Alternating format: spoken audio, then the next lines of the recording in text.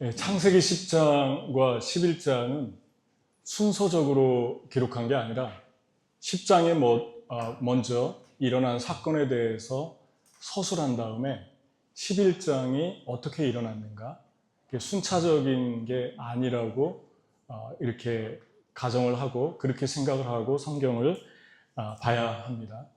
근데 창세기 10장에 3명의 족속이 나오죠. 인류가 시작된 노아의 세 아들, 첫 번째 야벳, 함, 셈, 족보가 쭉 나옵니다. 근데 그 야벳은 성경에 보니까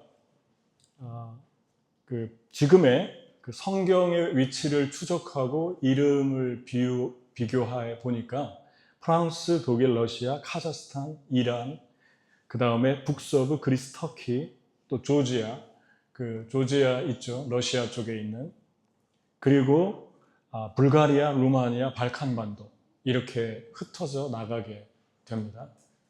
그런가 하면은 함의 자손은 아프리카와 중동, 그 다음에 남부 지역, 그리고 수단, 이집트, 이디오피아, 리비아, 지금의 이스라엘인 가나안, 그리고 아라비아 남부, 메소포타미아 이렇게 퍼져 나가게 돼요. 특별히 소돔과 고모라나 요르단이나 레바논이나 이런 곳에 함의 자손들이 먼저 정착을 하게 됩니다.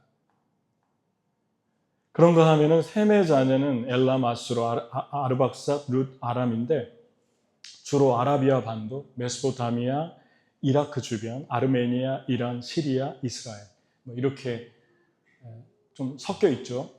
함의 자손과도 그렇게 이렇게 퍼져서 흩어지기 시작합니다. 이제 이러한 우리가 사실들을 끌어내는 것은 처음에는 성경 자체고, 두 번째는 고대 문헌인데, 고대 문헌 중에 AD 1세기에 아주 신뢰할 만하고 저명했던 역사가가 있는데, AD 1세기 예수님 돌아가시고 나서 존재했던 1세기의 요세푸스라는 사람이 있어요. 그래서 이 사람은 아주 고대사를 연구할 때 아주 중요하게 다루는 그 학자입니다. 그 사람도 이렇게 보고 있고, 세 번째 증거는 고고학적으로 그렇게 보고 있습니다. 그러니까 성경과 고대 문헌들, 그 다음에 요세푸스, 그 다음에 고고학이 이렇게 퍼져나갔다고 증명을 하고 있어요, 인류가. 그런데 이제 성경에 왜 이 부분을 먼저 설명을 했을까? 그것에 대해서 11장에 나오고 있습니다. 11장은 우리가 잘 아는 성경이죠. 그냥 결론부터 얘기하면 바벨탑을 세우다가 흩어지게 되고 인류가 온 땅으로 퍼져나가게 되는데, 바벨탑 사건은 믿지 않는 사람들도 알 정도로 유명한 사건이죠. 현재 언어, 세상에 존재하는 언어는 7,000개가 넘는다고 그래요. 7,110 몇 개 정도. 뉴욕에만 800개, 거의 800개의 언어가 존재합니다. 그러니까 언어가 어마어마한데 인류의 언어는 처음에 하나였다. 1절에 나오죠. 온 언어가 땅이 하나였다. 그러니까 언어의 주인이 하나님이신 것을 우리가 보게 됩니다. 전에도 한번 얘기 드린 것 같은데, 다른 나라 언어를 이렇게 살펴보면 스펠링이 비슷한 겹치는 그러한 단어들이 이렇게 나오면 참 신비롭기도 하고 놀랍습니다. 러시아 글자에 히브리어 스펠링이 들어가 있다든가, 또 그래서 러시아의 레터, 그 알파벳, 쉽게 얘기해서 러시아의 알파벳을 우리가 빌려와가지고 몽골어를 만들었는데, 그 러시아어를 보니까 히브리어 알파벳이 들어가 있어요. 그런가 하면은 또 헬라어 같은 경우는 영어랑 비슷한 그런 발음이나 또 그러한 알파벳이 들어가 있고, 그런가 하면은 또 몽골어랑 한국어 비슷한 그런 언어가 들어가 있고, 우리는 공주 그러는데 몽골어는 곤주 그럽니다.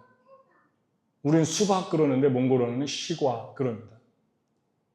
그러니까 비슷한 단어들이 너무 많아요. 우리는 뭐 배고플 때 요즘은 그런 단어 안 쓰는데 헛헛하다 뭐 그런 단어 들어보셨어요? 배가 헛헛하다. 자주 헛헛하죠 우리가. 특히 채워짐이 약할 때 헛헛하죠. 그런데 몽골어로 배가 배 안에 있는 이 기관을 헛덧이라고 그럽니다. 기데스 또 헛덧이라는 표현을 씁니다. 그러니까 비슷하죠. 단어들이. 그러니까 단어들, 외국어를 공부하다 보면 참 재미있습니다. 근데 한 가지 우리가 알 수 있는 건 하나님이 언어의 창조자이시다. 그래서 여러분이 언어를 배울 때 담대하게 배우십시오. 그리고 또 하나는 하나님의 은혜를 구하십시오. 하나님이 나에게 지혜를 주십시오. 그리고 내가 이 언어를 빨리 습득할 수 있게 도와주십시오. 왜냐하면 언어를 모르면 사랑이라는 것도 언어로 표현되기 때문에 마음도 전할 수가 없고 그리고 구체적으로 내 생각도 전할 수가 없어요. 그래서 선교에서 가장 중요한 것이 언어입니다. 그래서 저희도 선교사로 시작할 때 가장 먼저 언어부터 1년 반, 2년 동안 배우게 하거든요. 다른 거 못하게 하고. 현명한 거라고 생각이 돼요. 그러니까 언어를 우리가 습득할 때 놀라운 하나님의 은혜를 우리가 경험합니다. 그리고 지난번에도 한번 얘기했는데 외국어를 쓰면 우리가 더 2개의 언어 이상을 하면 이성적이 되고 합리적이 된대요. 내 자국어 하나를 쓰는 것보다. 그래서 아이들도 언어를 몇 개 할 때 그 언어로 넘어가면 내 언어가 아닌 다른 언어로 넘어가면 사고 체계가 확 바뀌면서 더 이성적이 되고 합리적이 된답니다. 그래서 언어를 하나 이상은 꼭 가르치라고 그런 기사를 제가 CNN에서 봤습니다. 어쨌든 언어 할 수 있어요. 사실은 나이가 문제가 아니라 열심히 공부하면 할 수 있습니다. 중요한 건 집중이고 그리고 노력이죠. 은사는 조금씩 있을 수 있는데 노력하고 열심히 하면 되는데 넘어가지 못하는 리밋이 있어요. 근데 그 리밋도 깨질 수 있다고 저는 믿는 사람입니다. 하나님의 능력으로. 하나님이 은혜를 주면 하나님이 터득하게 해주신다고 저는 100% 믿는 사람이에요. 그래서 언어가 하나였는데 이 사람들이 어떻게 이렇게 언어가 지금 뉴욕에만 800개의 언어가 존재할까? 전 세계에 7,000개의 언어가 되었을까? 그 이야기를 성경이 하죠. 사람들이 동방으로부터 옮겨갔다. 여기 그냥 성경에는 동쪽으로 옮겨갔다 그랬는데 NIV는 잘못 번역이 됐어요. 여기에서는 이 부분은 킹 제임스 버전이 from the east 그렇게 나옵니다. 그래서 from the east 동쪽으로부터 옮겨가기 시작했다. 그렇게 나와 있어요. 사람들이 옮겨가다가 시날 평지, 지금의 이라크 남부로 추정하는데 거기서 모여가지고 더 이상 흩어지지 않는 거예요. 그러면서 한 말이 우리가 도시를 짓자. 그리고 탑을 쌓자. 도시 짓고 탑 쌓는 거는 그냥 뭐 가능한 얘기예요. 당연히 나쁜 거 아닙니다. 도시 만들 수 있고 탑을 쌓을 수 있는데 이상한 게 3가지의 동사가 나옵니다. 그게 뭐냐면 하나는 하늘까지 닿는 탑을 쌓자.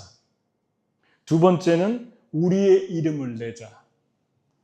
3번째는 흩어지지 말자. 이 3가지가 나옵니다. 도시를 만들고 탑을 쌓는 거, 빌딩을 올리는 건 괜찮은데 전부 불가능한 얘기를 하고 있죠. 근데 그 중에 가장 첫 번째 나오는 게 어떻게 하늘까지 닿는 탑을 쌓을 생각을 했을까? 그러니까 이 3가지는 전부 공통점이 있는데 하나님이 흩어지라고 그랬고 우리 자신의 이름, 그러니까 나를 드러내고 나를 부인하라고 그랬는데 하나님의 이름을 드러내고 하나님을 나타내는 게 아니라 우리의 이름을 나타내는 명예욕에 빠졌고 그 다음에 하늘에 닿는다라고 하는 것은 하나님을 도전해 보겠다는 것입니다. 이 세 가지가 아주 영적인 성격을 내포하고 있습니다. 근데 왜 그랬을까? 이상해지잖아요. 어떻게 이런 생각을 할 수 있었을까? 놀라운 건 사람이 뭐 그냥 자기 이름 정도 이렇게 유명해지면 안 되나? 내 이름이 좀 내가 한 거니까 그 명성도 좀 얻으면 안 되나? 뭐 그런 생각 할 수 있잖아요. 근데 여러분, 사람이 명예욕에 빠지면 100명이면 100명 다 이상해지잖아요. 왜 그럴까요? 왜 자기를 높이고 자기를 으쓱하고 또 사람들 앞에 자만심을 가지면 사람은 왜 이상한 행동을 할까요? 그렇게 만들어지지를 않았다는 것입니다. 본능적으로. 하나님을 찬양하고 하나님을 예배할수록 겸손해지고 깊어지고 사랑이 많아지고 온유해지는데 그 반대의 행동을 하면은 이상해지게 만드는 거예요. 놀라운 하나님의 은혜입니다. 그리고 분명히 흩어지라고 그랬는데 왜 이렇게 말을 안 들을까요? 참 성경을 보면 말 되게 안 듣는다 그런 생각이 들어요. 왜 이렇게 말을 안 듣지? 왜 이렇게 그냥 하나님이 하라는 대로 하면 되는데 왜 이렇게 순종을 안 할까? 정말 답답할 때가 있죠. 여러분, 이 말씀에도 선악과를 따먹을 때 사단에게 주님이 추종 책임을 물은 게 아니라 하와와 아담과 뱀에게 물었죠. 마찬가지로 이 말씀에도 누가 이걸 주동했냐, 누가 이 신할 평지에서 하나님을 대적하듯이 탑을 쌓으려고 했냐, 이 이야기는 중요하게 기록되지 않았어요. 사람들의 반응, 선택, 행동을 아주 중요하게 구체적으로 기록했습니다. 이것은 우리의 행동과 선택을 다시 한번 중요한 것으로 부각시킵니다. 우리가 날마다 행동하고 선택하는 것, 하나님께 순종할 것인가 안 할 것인가, 이게 중요하다는 거예요. 매 삶의 순간 속에서. 그래서 이 말씀을 왜 기록하게 하셨을까? 매 순간 하나님께 순종하라는 거예요. 하나님이 말씀하면 그게 하나님이 우리에게 최고의 축복이고 선물이니까 그냥 질문 너무 많이 하지 말고 주님을 따라가라는 것입니다. 주님께 순종하라는 것입니다. 하나님을 믿으라는 것이죠. 저는 이 말씀 이렇게 하면서 저한테 먼저 적용하고 그러는데 제가 순종한 것보다 제 주변에 있는 분들이 순종한 게 떠올랐어요. 지금부터 몇 개월 전에 사형리를 가르쳐주고 사형리를 좀 전해 주십시오, 가족들에게 했는데 우리 형제가 어머니한테 전했죠. 가족한테 전하는 게 쉬울 것 같으면서도 되게 어려워요. 차라리 모르는 사람이 나올 수도 있죠. 근데 믿지 않는 어머니에게 전했는데 어머니가 지금 이 방송 듣고 있다고, 제가 지금도 듣고 있다고, 예배를 드리고 있다고 제가 듣고 있어요. 아마 이 시간도 어머니가 드릴 거예요. 놀랍지 않습니까? 우리의 인간의 상식으로는 이 종이, 조그만한 종이, 글씨도 잘 제대로 보이지 않는 이 딱딱한 논리를 거의 20분에서 25분을 전하는데 이거 가지고 사람이 예수님을 영접하고 깨달을까? 그거 자체가 우리 생각이고, 하나님이 그냥 복음을 전해라, 그 다음은 내게 맡겨라, 그러면 순종하는 거죠. 순종해서 그 결과가 지금 나타났잖아요. 여러분, 유튜브 조회수 늘리고 인스타그램 조회수 늘리려고 목숨을 걸다가 죽은 사람들이 가끔 있잖아요. 목숨을 왜 걸까요? 그만큼 중요하게 생각하는 거죠. 자기가 중요하다고 생각하니까 목숨도 거는 거예요. 그런데 저희가 올리는 유튜브를 그냥 지나쳐가지고 심심해서 넘기다가 쇼츠를 보고 유튜브를 본 분들이 10,000명, 10만 명이 되는 것보다 한 분이 주님께 들어가서 그 영상 방송을 통해서 주님을 만나고 주님을 예배한다면 아직 교회를 나갈 준비는 덜 됐고, 그렇다면 의인 99을 인해 기뻐하는 것보다 그 한 영혼이 주님께 돌아온 것을 너희가 기뻐하라고 하잖아요. 그리고 잔치를 벌이라고 하지 않습니까? 어마어마한 축복이죠. 어마어마한 놀라운 은혜입니다. 이게 어디에서 일어나는 겁니까? 그냥 순종하는 거예요. 그러기 위해서 10장, 11장을 기록했습니다. 순종하면 어떻게 되나? 첫 번째, 순종하기 위해서 무엇을 해야 될까? 본문에 혼돈을 정리해 주시는 하나님을 믿으라.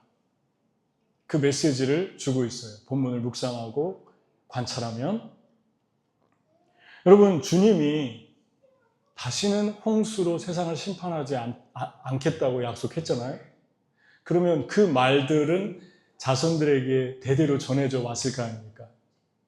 그러면 그 말씀을 믿으면 되는데, 탑을 세워서 하늘에 닿겠다는 것은 홍수가 일어나면 탑으로 피하겠다는 거죠. 하늘로 올라가겠다는 거죠. 하나님을 대적하잖아요. 여러분, 하나님께서 분명히 심판하지 않는다고 그랬는데, 물론 세상은 제가 예언할 수 있는 거 한 가지는 앞으로 종말이 와도 물론은 종말이 안 올 거라고 믿어요. 왜 그러냐면 주님이 약속했잖아요. 구약에. 나는 다시는 홍수로 세상을 심판하지 않겠다. 그게 무지개 약속이에요. 그럼에도 불구하고 탑을 세워서 하나님이 어떻게 하면 올라가겠다. 그런데 그 탑을 만드는데 벽돌로 돌을 대신에 만들고 역청으로 진흙을 대신에 만들었어요. 여러분, 벽돌을 만들려면 집이 있어야 되고 햇빛에 말려야 되죠. 진흙을 가지고 만들죠. 그 재료 다 어디서 온 것입니까? 하나님이 준 자연에서 오는 거잖아요. 그러니까 바벨을 쌓는데 하나님 거 가지고, 하나님이 주신 거 가지고 바벨을 만들어요. 하나님을 의심하면, 하나님을 믿지 못하면 인간은 자기만의 바벨을 쌉니다. 근데 그 바벨을 하나님이 주신 거 가지고 자꾸 쌉니다. 하나님은 그런 거 하라고 준 게 아닌데. 다시 말하면, 한마디로 표현하면 어리석어지죠. 여호와를 경외하는 것이 지혜의 근본이라. 하나님을 없다고 하는 자들은 어리석은 자다. 그렇게 성경이 규정합니다. 그러니까 하나님을 인정하고 하나님을 믿으면 정말 사람이 지혜로워집니다. 놀라운 하나님의 지혜가 임하죠. 영감이 임합니다. 그런데 똑똑한데 바보스러워지고 현명한 것 같은데 어리석어지는 일은 하나님 믿지 못하면 이런 어리석은 행동을 하는 거예요. 말이 됩니까, 여러분? 하늘에다가 탑을 닿게 하겠다. 이런 어리석은 행동을 하잖아요. 여러분, 여기서 조금 더 우리가 적용을 해본다면, 하나님이 우리에게 준 소유, 하나님이 우리에게 준 물질이 있죠. 오래전에 YUM에서 물질 강의, 재정 강의로 유명한 얼피츠라는 분이 있어요. 콜로라도에 계신 분인데, 그분이 그리스도인의 재정 원칙에 대해서 강의를 했는데 제가 책을 읽었거든요. 아주 오래됐어요. 근데 그 책에 뭐라고 나와 있냐면, 북미의 크리스찬 가정 중에 80%가 재정의 어려움을 겪고 있다. 그런데 50%가, 그 중에 50%가 이혼을 하는 이유가 재정 문제 때문에 그렇다. 그렇게 적었어요. 재정은 성경에서 믿음이나 다른 어떤 단어보다 몇 배 더 많이 기록돼. 믿으면 200 몇 번 나오는데 재정에 대해서는 2000 몇 번이 기록되어 있어요. 그러니까 재정이 모든 삶에 아주 깊숙이 다 연관되어 있기 때문에 그렇습니다.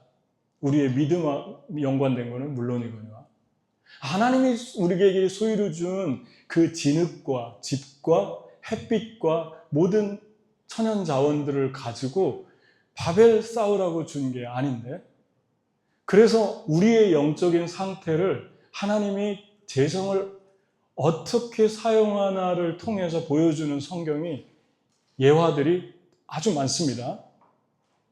그 중에 하나가 달란트 비유죠. 달란트 비유는 종 3명에게 주인이 돈을 주고 멀리 떠났어요. 하나는 5달란트, 하나는 2달란트, 하나는 1달란트. 돈이죠. 소유죠. 5달란트 받은 자가 그걸 가지고 장사했다. 2달란트 가진 자가 장사했다. 그런데 여기서 장사했다라는 말은 그냥 사고 팔았다로 보면 안 되고 put money to work. 그러니까 어떤 일을 창조해냈다는 거예요. 그의 돈을 투자해서 그의 돈을 가지고 어떤 일들을 창출해냈다는 것을 의미합니다. 단순히 장사만 포함되는 게 아니고 장사해서 5달란트 남겼어요. 그 다음에 2달란트 남겼어요. 주님이 와서 보신 것은 그들의 첫 번째 하신 말씀이 착하고 충성된 종아 그랬어요. 그러니까 그 돈 하나님께서 준 것을 가지고 어떻게 대했느냐 태도를 말씀하신 거예요. 그리고 어떻게 사용했느냐 그 방법을 말씀한 거예요. 그걸 2가지를 본 겁니다. 많은 크리스찬들이 제가 이거 투자해야 되나요? 말아야 되나요? 요즘은 코인 시대가 오고 있는데 뭐 코인으로 넘어갈 것 같아요. 잘은 모르지만 저는. 코인 시대가 오고 주식 시대가 와서 사람들이 주식도 투자하고 코인도 하는데 크리스찬으로서 해야 되나요? 말아야 되나요? 성경이 그거에 대해서 구체적으로 얘기하고 있지 않습니다. 주님은 우리가 코인 투자하는 것, 안 하는 거에 대해서 말씀하는 게 아니라 네가 어떻게 내가 준 것에 충성했느냐.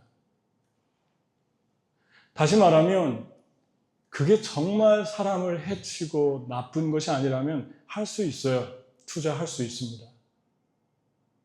큰 컴퍼니들도 하고 사니까 분별해서 하면 돼요.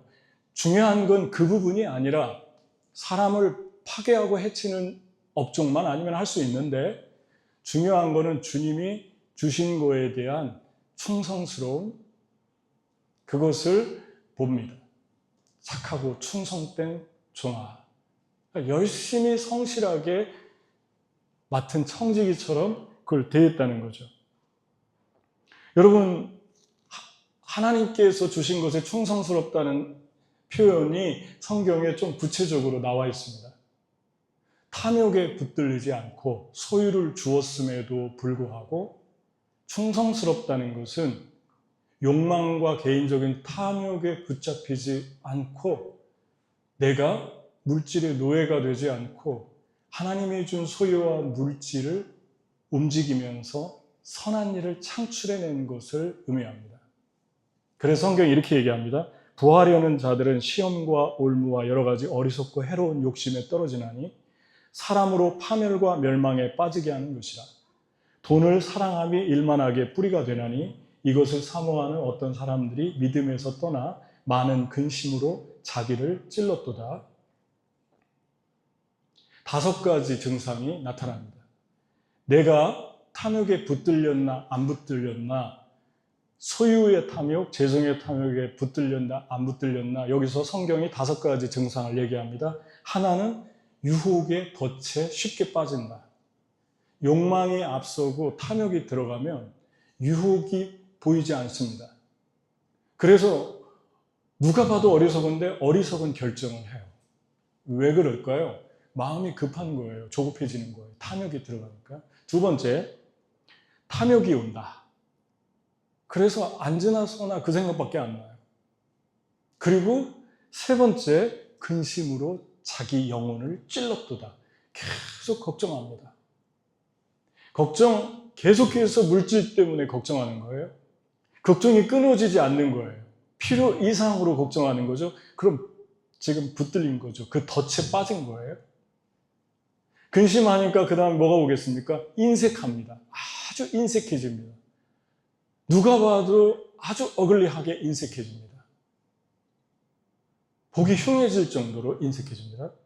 그 다음에 이러한 부분들 속에서 사로잡혀 있는 사람들의 특징을 우리가 만나게 되죠.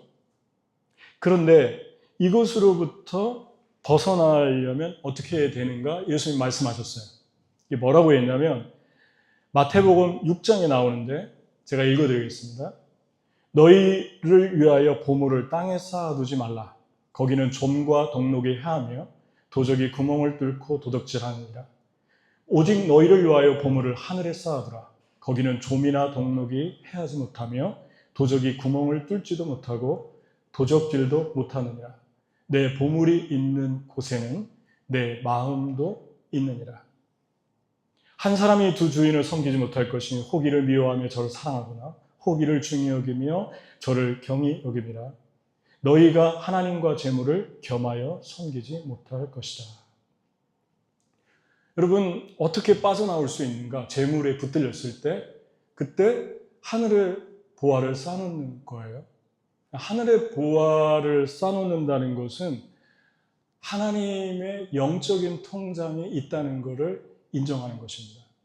내가 하나님께 입금하고 하나님께서 내게 허락하시는 출금하고를 하나님이 결제하도록. 그럼 이 출금은 뭘까요? 그 다음에 성경이 나옵니다. 영적인 통장의 원리, 그 다음에 나옵니다. 뭐라고 얘기하냐면 여러분과 제가 너무너무 좋아하는 거, 내일 일을 염려하지 말라. 무엇을 먹을까, 무엇을 마실까 걱정하지 말아라. 내일 일 내일 염려해라.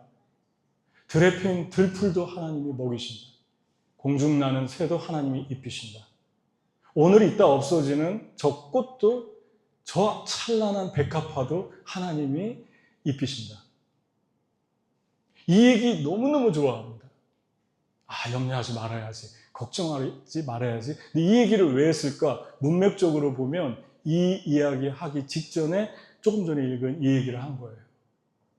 다시 말하면 공급자는 나니까, 내가 너의 공급자이니까, 내가 너의 모든 소유의 주인이니까, 세상이 주는 게 아니라, 세상의 오너가 너에게 공급하는 게 아니라 내가 공급자니까 너는 염려하지 말고 내가 원하는 곳에 출금하고, 내가 출금하면, 내가 빼서 그걸 사용하면 내가 너가 필요할 때 다 내가 다시 너에게 입금시켜 줄게. 그 원리를 성경이 말씀하고 있는 거죠.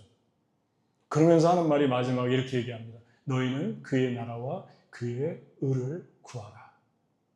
그의 나라와 의가 뭡니까? 복음서를 다 뒤졌죠. 항상 질문하는 게 좋아요. 말씀을 읽다 모르며. 그래서 하나님의 나라와 의가 뭘까? 추상적이잖아요. 그 다음 장부터 보니까 딱 두 마디로 귀결됩니다. 한 영혼이 살아나는 일, 그거에 예수님이 모든 걸 다 쏟았어요. 자기의 생명까지 다 쏟았어요. 한 영혼이 주님 만나는 일, 그 다음에 그것만이 아니라 한 영혼이 주님 만나서 예수님처럼 성숙해져서 또 다른 사람에게 사랑을 나눠주는 일까지. 여기에 필요한 간접적인 모든 것을, 거기에 너의 모든 것들을, 내가 너의 준 소유와 재능과 모든 것들을 사용하면 그게 출금이다. 그리고 그 다음에 나는 내가 필요할 때 심은 대로 거둘 것이다. 이 세상에서 전토나 자식이나 모든 소유를 버린 자는, 나 때문에 버린 자는, 내 나라와 의를 위하여 희생한 자는 이 땅에서 100배나 받고, 우리는 천국에서만 받는다고 생각해요? 이 땅에서 내가 100배를 줄 것이다 그럽니다. 여러분, 예수님이 우리에게 약속하셨어요. 그러니까 우리가 노예가 되지 않으려면 이 말씀을 그냥 곧이곧대로 믿으면 돼요. 그리고 첫 번째, 하나님의 첫 것은 하나님의 거니까 하나님께 그냥 드리면 돼요. Don't touch it. 그거 가지고 생색을 내도 안 돼요. 하나님의 것이니까. 두 번째, 하나님께서 누구에게 나누라 그러면 기도해보고 나누는 거예요. 내가 나누는데 내 영광을 위해서 저 사람이 내가 이걸 주면 나를 좋아할까? 이런 생각이 오면 유혹이죠. 하나님 어떻게 할까요? 나눌까요? 말까요? 줄까요? 말까요? 두 번째, 굳이 나누는 것입니다. 그 주님이 줘라 그러면 주는 거죠. 내 눈에는 어떤 소유를 나누고 싶은데 주님이 기도하는데 하지 마라.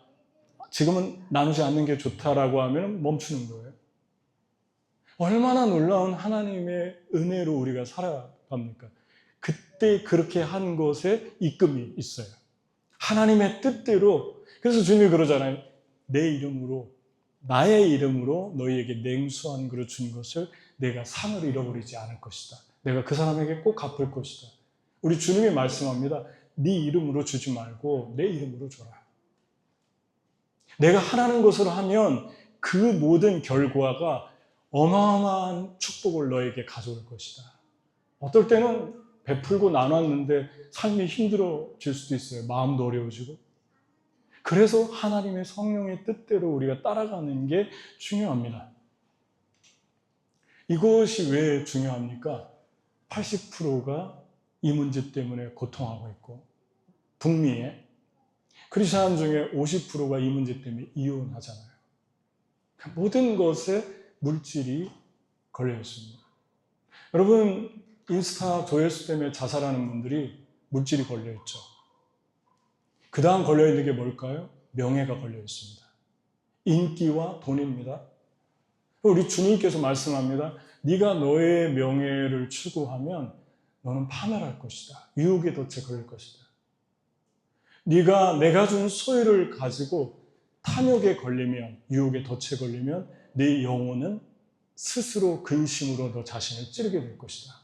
정확한 말씀이죠. 우리는 하나님이 나에게 준 재료, 벽돌, 흙, 이러한 모든 것들을 가지고 하나님의 뜻대로만 살면 돼요. 옆에 사람, 주변 사람 바라볼 거 없습니다.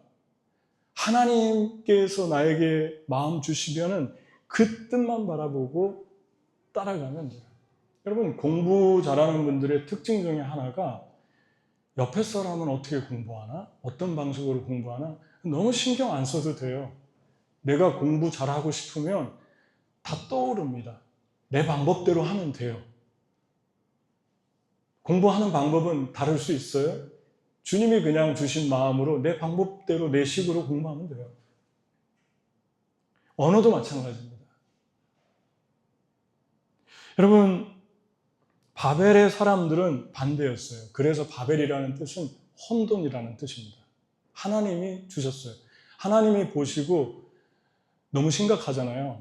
되지도 않는 일에 지금 하나님이 준 모든 것들을 투자하면서 하늘에 닿겠다고 지금 어리석은 짓을 하잖아요. 하나님께서 다 흩어버리십니다. 그리고 파멸됩니다. 다 하루아침에 물거품이 되죠. 하나님의 말씀 위에 집을 세우면 견고히 서는데, 가면 갈수록 세월이 흐르면 흐를수록 그것 때문에 기쁨이 있는데, 그 반대로 세우면 가면 갈수록 고통스럽고 그것 때문에 마음이 안 좋고 아프고 이런 일이 생깁니다. 그래서 주님이 우리에게 나만 따라와라. 내 말씀만 청종해라. 라고 말씀하는 거죠. 내 원리대로만 그냥 살아라. 혼돈이 왔어요. 우리 주님께 첫 번째 순종하는 사람들에게는 우리도 혼돈이 있습니다. 때로 생각이 복잡하고 지치고 그리고 저녁이 되면 파김치가 되고, 그런데 하나님을 따르는 사람들에게, 순종하는 사람들에게 주는 가장 큰 축복 중에 하나가 정돈입니다. 그래서 성경을 보면 상을 차린다라고 하는 말이, 상을 차린다는 말이 나오는데, 이 말이 어디 나오냐면 여호와께서 내 원수의 목전에서 내게 상을 베푸시고, 프리페어 한다 얼마 전에 했잖아요. 근데 그 프리페어 한다는 말이 준비한다는 의미도 있는데, 아카라는 이 동사는 정돈하다, 배열하다 이런 뜻도 가지고 있어요. 혼돈의 반대가 정돈입니다. 하나님이, 하나님을 순종하고 따라가는 분들은 자고 일어나면 모든 것들을 하나님이 정리시켜 주십니다. 생각을 정리시켜 주십니다. 그리고 지혜롭게 해 주십니다. 그리고 스스로 내 안에서 모든 것들이 제자리를 찾아가는 그런 놀라운 정돈이 우리 안에서 펼쳐지는데, 주님이 상을 차려주기 때문에 그래요. 순종하는 사람들이 첫 번째, 혼돈에서 아카라라는 단어,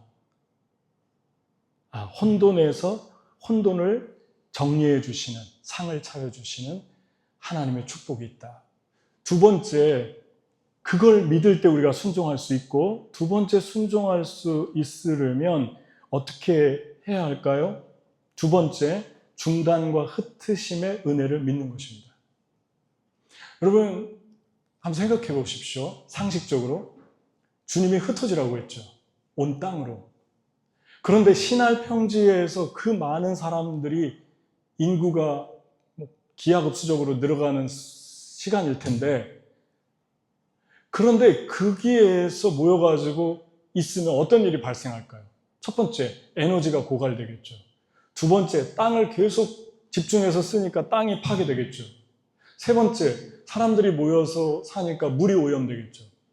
네 번째, 전염병이 창궐하겠죠. 다섯 번째, 권력이 집중되겠죠. 독재자나 군주 정착이가 쉬워지겠죠.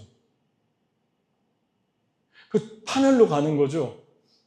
주님이 흩어지라고 한 것은 은혜였어요. 흩어져야지 사는 거예요. 하나님의 교회도 마찬가지입니다. 하나님의 교회도 두 가지 특성이 있죠. 모이기만 하면 안 되죠. 모인 사람들이 또 세상에 나가야죠. 그리고 들어가서 빛을 발해야죠. 소금이 돼야죠. 근데 우리는 언제부턴가 끌어모으는데 정신이 없는 것 같아요. 어떻게 하면 사람 더 많이 모을까? 어떻게 하면 옆집에 있는 내 친척 집에서, 내 형제 집에서라도 데려올까? 거기에 관심이 많습니다. 저는 여러분들이 우리 9월부터 첫 주부터 순모임 다시 시작할 텐데, 우리 순장님들이 지금부터 기도했으면 좋겠어요. 교회에서 나에게 어떤 분들을 주셨나? 이거 이전에 지금부터 2달 동안 하나님 나에게 새로운 영혼을 주세요. 배에다 넣고 태신자라고 그러죠. 영혼에 품고, 영혼의 이 뱃속에 품고, 하나님 이 영혼을 내가 복음을 전하고 바로 양육에 들어갈 수 있도록 주십시오. 기도했으면 좋겠어요. 전 뉴욕에서 처음 사역할 때 선교사로 살면서 그 찬양 모임에 나온 사람들이 오기 시작했는데, 그때 제일 먼저 한 게 전부 학생들이었기 때문에 학생들이 한 6, 7개 학교에서 왔어요. 뭐 아트스쿨도 있고, 라커스도 있고, 스토니브룩도 있고, 콜롬비아도 있고, 줄리어드도 있고, 뉴욕대도 있고, 거기 한 명만 있으면은 약속하고 찾아갔어요. 그 주에. 하루에 한 학교씩. 한 명만 있으면. 그래서 가서 그 한 명하고 시작했어요. 너네 학교 들어가서 성역 공부하자. 그런데 하나님이 그 한 명을 통해서 또 한 명이 오고, 또 한 명이 오고, 또 한 명이 오고. 예배 드리다가 예수님 믿고 싶어요. 그런 일도 일어나고. 예수님 믿은 사람인데, 저 사실 안 믿었어요. 지금까지. 다시 영접할래요. 하고 무릎 꿇고 갑자기 엎드려서 눈물로 영접하고, 놀라운 이런 일들이 일어났어요.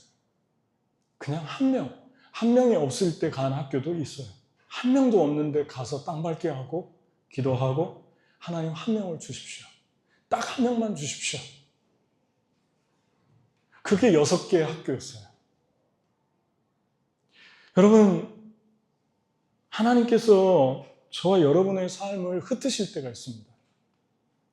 내가 애쓰게 쌓아놓은 것을 다 그냥 원점으로 돌아가게 하고 다 흩어지는 거예요. 사람도, 내가 얻었던 사람도 나를 떠나가고, 내가 모아놓은 재정도 없어지고, 건강도 흩어지고, 관계도 흩어지고, 흩어질 때가 있어요.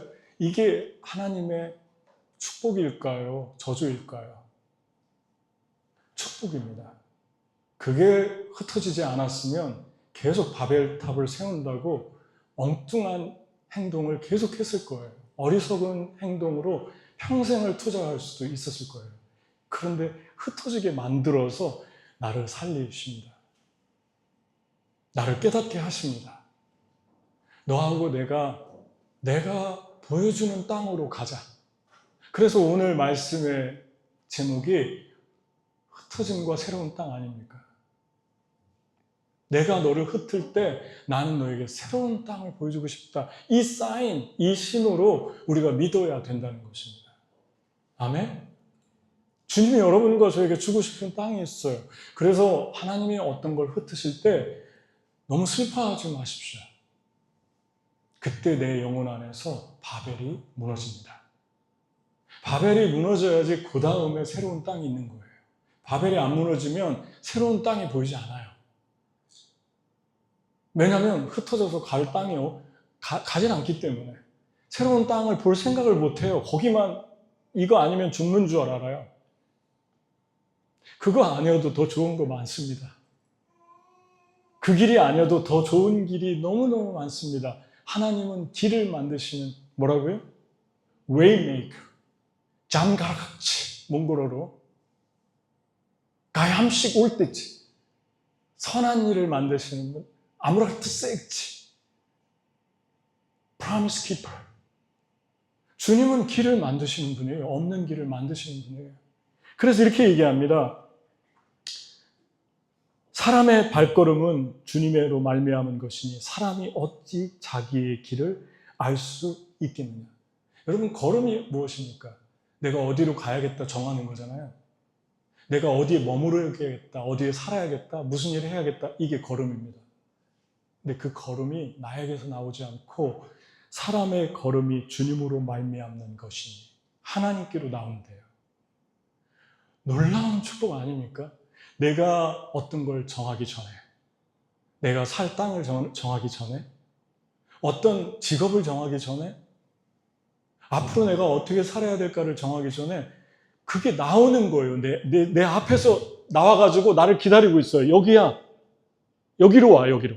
여기야. 이게 어떤 사람에게 주어진다고요? 하나님이 흩으실 때 하나님을 믿는 거예요. 하나님이 새로운 땅을 보여주십시오. 하나님께 무릎 꿇고 하나님만 붙드는 거예요. 그리고 하나님의 원칙대로만 사는 거예요. 아멘? 그때 우리 안에 베드로의 바벨. 베드로의 바벨이 뭡니까? 다른 사람 다 주님 버려도 나는 안 버릴 거예요. 다른 사람 다 주님 배반해도 나는 죽을 거예요. 그게 베드로의 바벨이었어요. 영적인 우월감, 자만심. 그런데 닭이 울 때 네가 나를 3번 부인할 것이다 했는데 맨날 우는 그 쓸데없는 닭소리. 그 닭소리 한마디에 베드로가 꼬꾸라졌잖아요. 회개하고. 하나님 그런 분이십니다. 내 인생이 저 닭 우는 소리보다도 못한 인생이 되는 거예요. 하나님 놓치면. 하나님은 아무런 우리가 매일 듣는 그 닭 울음을 통해서도 일하실 수 있는 분이에요. 그분이 하나님이십니다. 그 듣기 싫은 닭소리를 통해서도 일하실 수 있는 분이에요.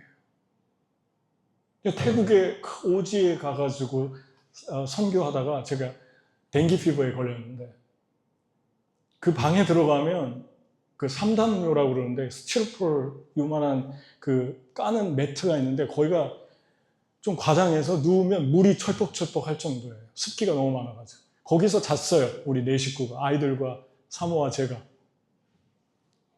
너무너무 열악하고 힘들죠. 모기가 엄청 뜯어먹어요. 모기가. 그런데 더 월스트한 것은 습기와 모기가 많은데 옆에 닭이 있는데 그 닭이 새벽 2, 3시에 우는 거예요. 모가지를 이게 과격하네요. 목을 조르고 싶어요. 잡아먹고 싶어요, 그냥. 그런데 더 감격되는 게 뭔지 아십니까? 그 옆방으로 그 교회 현지 지도자가 태국 목사님이 그 옆방으로 가서 자는 거예요. 옆방을 열어봤는데 사람이 누울 때가 아니에요. 저희는 발을 뻗을 수 있는데 이분은 뻗지 못하고 자는 거예요. 쭈그리고 우리에게 다 내주고. 어떻게 감사하지 않을 수 있겠습니까? 물이 질퍽거리지만. 그리고 거기서 2주 후에 나타나는데 2주 후에 다른 데로 옮겨갔는데 댕기 피부 걸렸어요. 죽는 줄 알았어요, 저는. 2주 동안 다 토하고 아무것도 못 먹고 온몸에다 빨갛게 뒀는데 그 고통이 너무너무 심해가지고 죽는 줄 알았어요, 저는. 태국 다시는 오기 싫다, 안 오고 싶다, 빨리 떠나고 싶다 그 생각밖에 안 했어요. 너무 아파서. 여러분, 그 시간에 우리의 바벨이 무너집니다. 베드로의 바벨은 영적인 자만심이죠. 내가 선교하러 왔는데 내가 별거 없는 인간이구나. 몸 조금 아프니까 별거 없구나, 나도. 이거밖에 안 되는구나. 그런 생각? 그런 것들 속에 무너지니까 누구를 정죄하겠습니까? 누구를 향해서 당신 믿음 없다고 손가락질을 하겠습니까? 그게 난데. 주님이 나의 모든 것들을 흩으시고 흔들 때, 바벨이 무너질 때, 그때 새로운 땅이 우리에게 보입니다. 전 태국에서 뉴욕가라는 음성을 들은 사람이에요. 태국에서. 왜 그랬는지 지금도 몰라요. 미스테리예요. 태국에서 댕기 피버 걸리고 그러는 와중에 뉴욕가라고 하나님 새로운 땅을 보여주십니다. 여러분, 제가 지난주에 우리 형제가, 의사 형제가 나눴잖아요. 너무너무 은혜스러웠어요. 의사 형제가 작년에 가서 그 비디오를 보냈잖아요. 우리 카톡에. 여기가 붙어가지고 아이가, 초등학교 아이가 웃질 못하잖아요. 여기 화상을 입어서. 이렇게 붙어가지고 우울하고 침울하고 그 사진이 나오잖아요. 그 아이가 데리고 와서 한국에 수술시켜주고, 이분이 나는 평생 의사하면서 이 한 달 동안 이 아이를 수술해주고 내가 평생 느껴보지 못한 기쁨으로 한 달을 살았습니다. 그런 고백을 했어요. 하나님이 준 보상이죠. 내가 하나님이 원하시는 대로 하나님 준 소유와 재정에 충실하다 그러면 두 가지의 증거가 있어요. 첫 번째는 내가 충성스럽습니다. 하나님 주신 거에 대해서 그거를 잘 쓴다는 거예요. 주님을 위해 영적인 통장에 출금을 잘한다는 거죠. 두 번째는 내 주인의 즐거움에 참여할지로다. 기쁨이 있어요. 하나님이 원하는 출금을 하면 기쁨이 있어요. 그게 보상이에요. 내 주인의 즐거움, 내 아버지 하나님의 즐거움이 너에게 갈 거예요. 이분에게 상급이 온 거죠. 근데 올해 또 갔어요. 근데 제가 놀란 건 암이 걸렸죠. 신장암이. 가기 2달 전에. 깜짝 놀란 거죠, 그분들도. 그렇게 좋은 일을 하는데.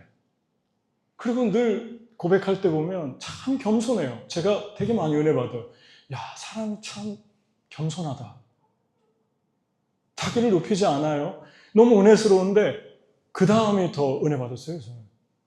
뭐라고 하시냐면, 제가 암이 걸렸는데 이번에 암이 걸려서 몽골을 들어갔는데 사람들이 가지 말라고 그랬습니다. 수술하고 실밥도 안 뽑고 갔으니까. 공항에 가니까 자기가 수술해준 가족이 다 나와서 반겨주는데 이런 찬사와 기쁨을 우리가 받아도 돼요. 할 정도로 그렇게 환하게 웃으면서 아이와 가족들이 행복해하면서 자기를 대접해 줬어요. 이 부부를. 그리고 거기서 실밥을 뺐어요. 그리고 돌아왔는데 그 다음 말이 은혜스러워요. 하나님이 저에게 암을 주셔서 생각을 해봤는데 거룩하게 살라고, 그리고 구별되게 살라고 하나님이 저를 부르시는 것 같아요. 우리는 어떤 선한 일을 하면 거기에 도취돼서 내 바벨이 보이지 않을 수도 있어요. 내 영혼 안에 대단하게 스스로 으쓱하고 싶은 마음이 들어갑니다. 그런데 나는 정말 그게 은혜스러웠어요. 하나님께서 그 영혼 안에서 하시고 있는 그 바벨이 무너지고 있구나. 그래서 제가 이렇게 얘기했어요. 그분이 공개적으로 한 얘기이기 때문에 제가 합니다. 저 뒤에 있는데 하나님 참 많이 사랑하는 것 같아요, 두 분을. 그랬더니 술도 끊었어요. 제가 이제 구별되게 살려고요. 너무너무 은혜스러웠어요. 여러분, 하나님의 새로운 땅이 우리에게 언제 열립니까? 하나님께서 여러분과 저의 삶에 베풀어 주신 은혜 속에서, 흩으심 속에서, 어떤 것들이 중단되는 상황 속에서, 그때 내 영혼 안에 바벨이 무너지는 시간. 내 바벨은 무엇인가? 무너져야 될 것, 놔야 될 것, 중단해야 될 것이 무엇인가? 앞으로 계속 가는 것만 축복이 아닙니다. 계속 쌓는데 잘 되는 것만 축복이 아니에요. 쌓는데 안 되고 무너지고 흩트고, 그게 하나님께서 나를 향한 새로운 땅을 준비시키는 은혜일 수 있어요. 아멘 하잖아요, 다니엘이. 네. 여러분,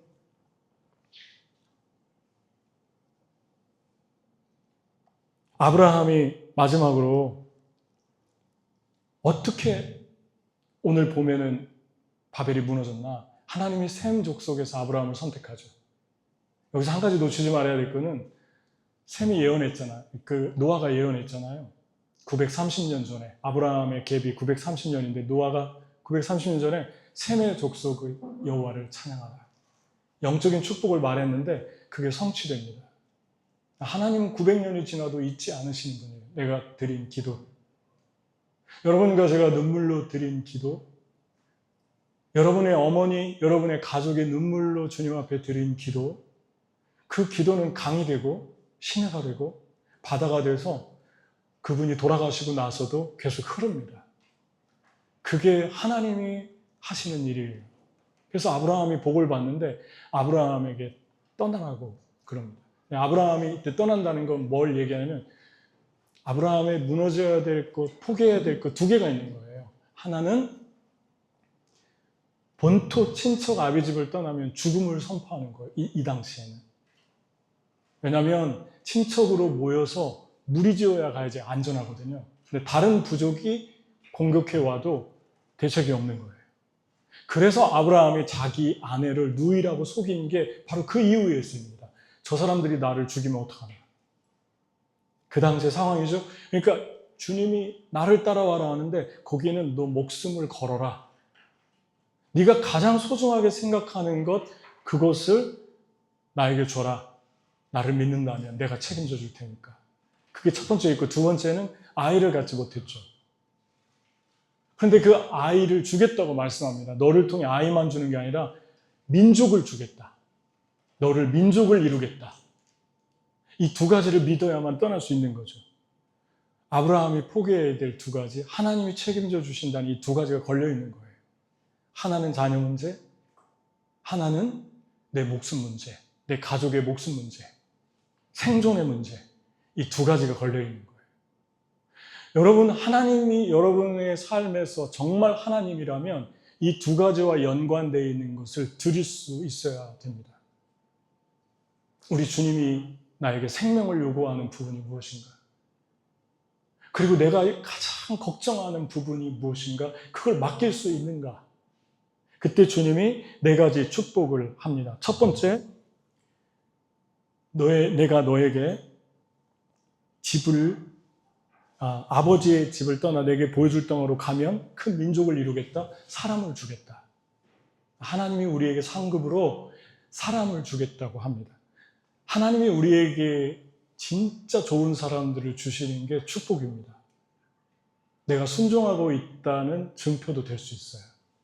하나님 사람을 만나게 해주겠다. 두 번째, 내가 너의 이름을 창대하게 하겠다. 여기서는 명예욕이 아니라 존귀하게 만들어 주겠다. 그렇게 말씀합니다. 우리 얼마 전에 우리 형제가 그런 말을 했어요. 제가 최근에 처음으로 우리 자녀들을 위해서 기도하기 시작했는데 우리 아이들이 말을 잘 들어요. 그랬어요. 근데 되게 은혜스러웠어요. 평범한 말인데 하나님께 자녀들을 떠나보내는 게 자녀들을 위해 기도하는 거예요.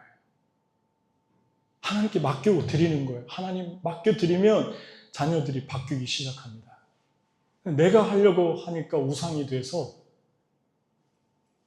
보이질 않는 거죠. 여러분, 세 번째, 존귀하게 해주겠다. 세 번째, 축복의 통로가 되게 해주겠다. 너를 인해 모든 족속이 복을 받게 해주겠다. 하나님 이런 분이십니다. 내가 복 받는 거는 물론이거지만 나는 너를 통해 복을 받게 해주겠다. 네 번째, 마지막에 난 널 보호하겠다. 너를 저주하면 저주할 거고 축복하면 축복하겠다. 이건 아브라함이 하라고 한 게 아니라 하나님이 해주겠다고 한 거죠. 우리는 나를 저주해도 축복해야죠. 나를 미워해도 사랑해야죠. 예수님의 마음이죠. 그런데 하나님께서 그렇게 철저하게 보호해 준다고 합니다. 예수님하고 똑같죠. 세상 끝날까지 나는 너와 함께 하겠다. 이 말 너무 좋아합니다. 세상 끝날까지. 이게 우리 주님의 의리입니다. 의리. 그러니까 주님을 위해서 살 때 여러분의 퓨처를 걱정하지 마세요. 우리 주님 정말 의리 있는 분이십니다. 우리가 주를 위해 살면 그분은 우리 평생 죽을 때까지 우리의 모든 나가고 들어오는 걸 책임지시고 입출금을 책임지시고 나의 생애를 평생에 붙들어 주신다고 약속하십니다. 사람은 한계가 있죠, 우리가. 아무리 하려고 해도 잘 안 됩니다. 말씀을 마치겠습니다. 이 네 가지 축복이 떠나는 자들에게 있습니다. 새로운 땅이 있습니다. 떠남과 새로운 땅. 우리 삶에 흩어지고 있는 것이 무엇입니까? 그 다음에 무너져야 할 바벨이 무엇입니까? 세 번째, 순종해야 할 영역이 무엇입니까? 같이 기도하겠습니다.